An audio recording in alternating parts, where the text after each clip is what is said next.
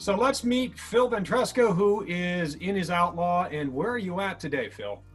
I am down on the Keys at a resort called Fiesta Key, and we're about 60 miles south of Key West and probably about 30 miles or so north of Key Largo, just to give some context to where we are.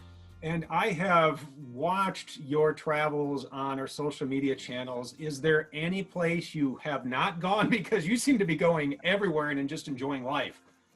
Yeah, we've covered a lot of ground. As you know, Toni, my wife, and I ride adventure motorcycles, and we ski and golf, and we try to do much of that out of our home base Outlaw as possible, and certainly the platform meets that mission for us. So let's talk about some of your favorite stories. What are some of your favorite places that you have gone? I know we talked a little bit on one of your social media channels. There's a great place, I want to say South Dakota?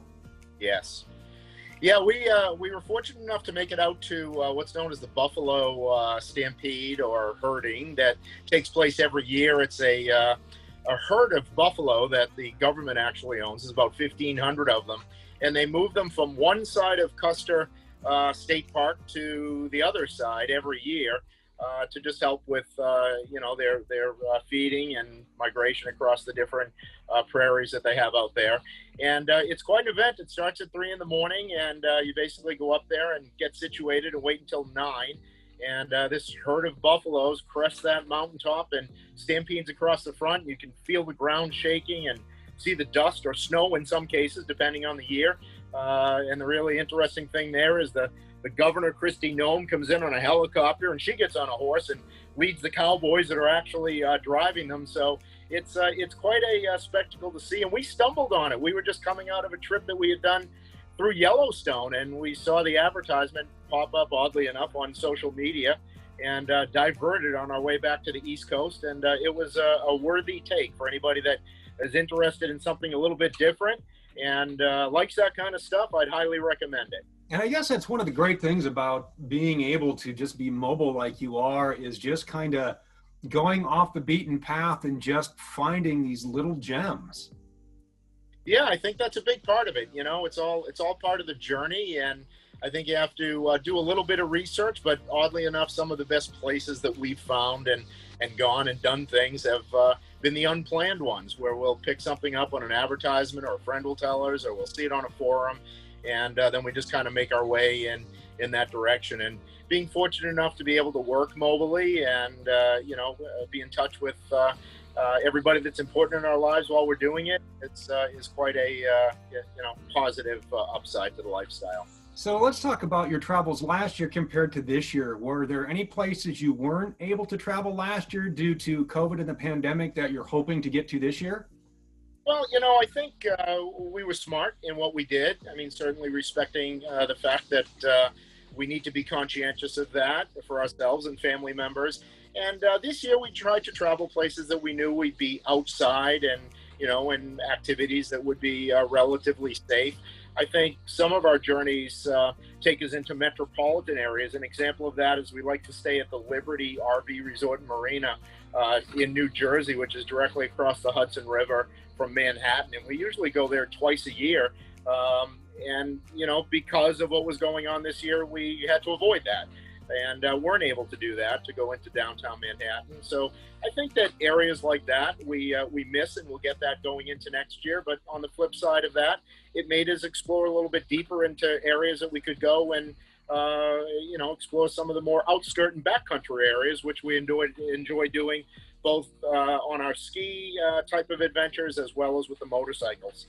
And when you pull up stakes in the Keys, where are you off to next? Well, we go back up to Disney. We spend a total of 3 months a year in Disney at Fort Wilderness.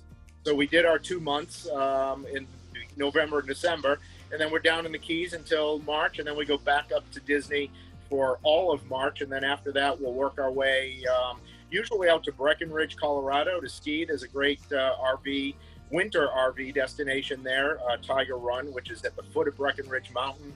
We'll spend 2 weeks there and then head back to Hilton Head, to the Hilton Head RV Resort. We'll play golf with some friends on Hilton Head, and then make it up to Cape Cod, which is quote unquote home base for us for most of July and August.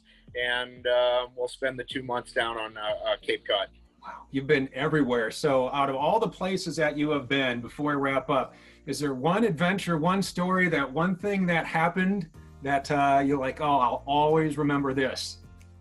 Well, I'm going to come back to that Buffalo Stampede because, to tell you the truth, at first I really had low expectations of it, to tell you the truth.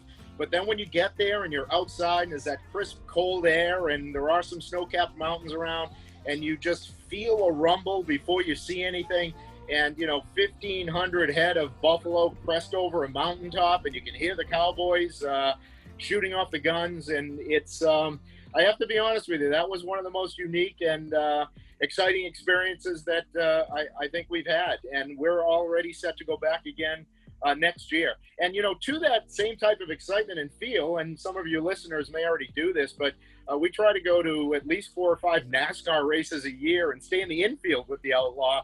And similar to that, you feel that rumble of the engines and rise of the crowd, and it was kind of replicated only in nature. So I would say that's the one for last year, and we'll definitely go back next year and see that again.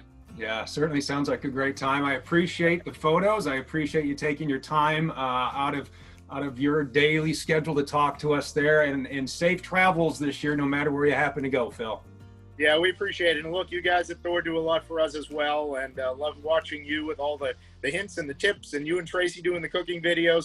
It's good stuff. So if you tune into the right places to connect to the Thor community, I've been doing this for a long time, and it's really nice to have you guys behind us as well. So we appreciate it as customers and travelers, and happy to keep you all posted. And for everybody out there listening, go ahead, get out, and enjoy the platforms that you have, because it's a true experience. All right. Thank you very much, Phil. Thank you. Bye-bye.